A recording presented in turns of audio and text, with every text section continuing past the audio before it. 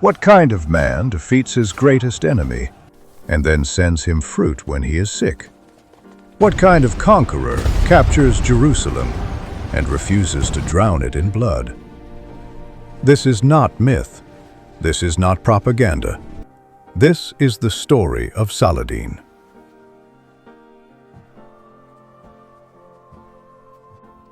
In 1137, in the fortress town of Tikrit, a child named Yusuf was born into a Kurdish Sunni family.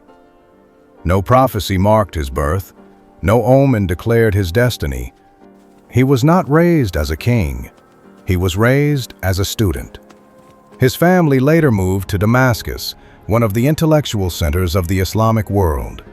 There, Yusuf studied theology, law, mathematics, and military science. He loved books more than battlefields, faith more than fame. But history rarely asks what a man prefers.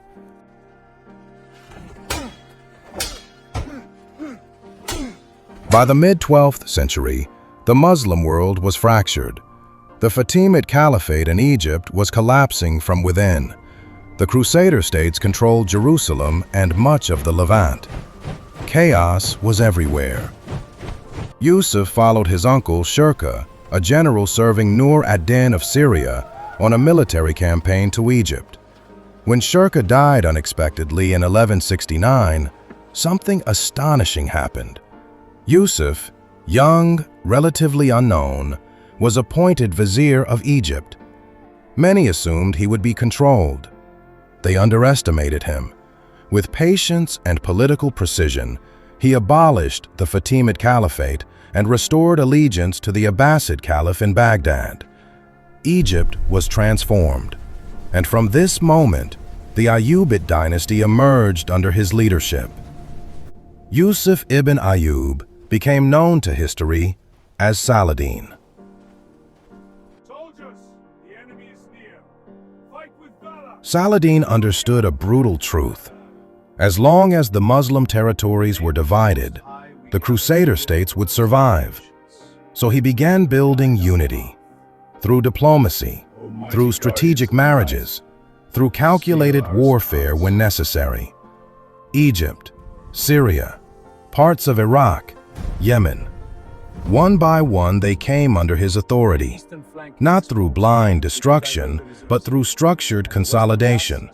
And always in the distance stood Jerusalem, the city taken in 1099 during the First Crusade, when thousands were massacred. Saladin never forgot, but he waited.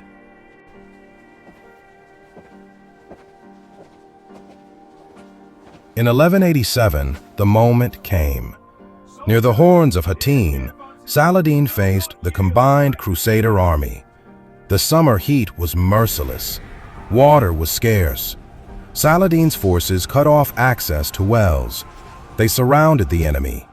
They let the desert fight for them. The battle became a collapse.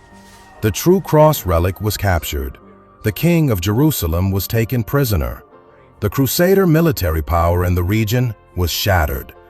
History would remember this as the Battle of Hattin. The road to Jerusalem was open.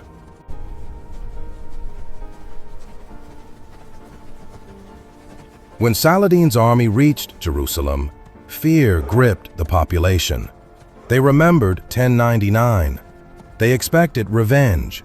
Instead, they witnessed discipline. Negotiations were offered. Civilians were allowed to ransom themselves. Many of the poor were freed without payment. Churches were protected. Pilgrimage was preserved. Jerusalem changed rulers, but it did not burn.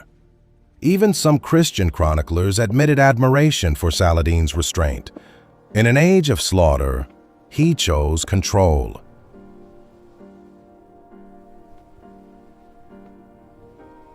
Europe responded with fury. The Third Crusade was launched. Leading it was Richard I of England, known as Richard the Lionheart. He was bold, strategic, relentless. For years, these two commanders maneuvered across the eastern Mediterranean coast. They fought at Arsuf. They negotiated. They tested one another. Neither achieved total victory, but something unusual developed between them: respect. When Richard fell ill, Saladin sent his personal physician. He sent fresh fruit and cooling snow from the mountains. Enemies on the battlefield, adversaries, not savages. In 1192, they signed a treaty. Jerusalem would remain under Muslim control. Christian pilgrims would be granted safe access. It was not total triumph, it was equilibrium.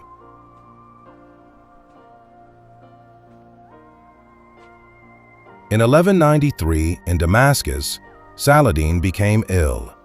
He had ruled vast territories, commanded enormous armies, altered the balance of power between civilizations.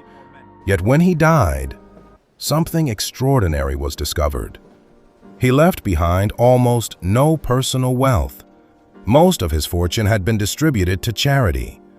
The man who controlled kingdoms owned almost nothing.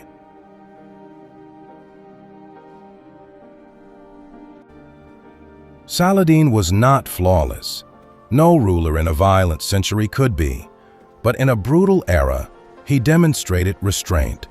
In a divided world, he pursued unity. In war, he showed calculated mercy. That is why centuries later, his name remains alive, not merely as a conqueror, but as a symbol of disciplined power.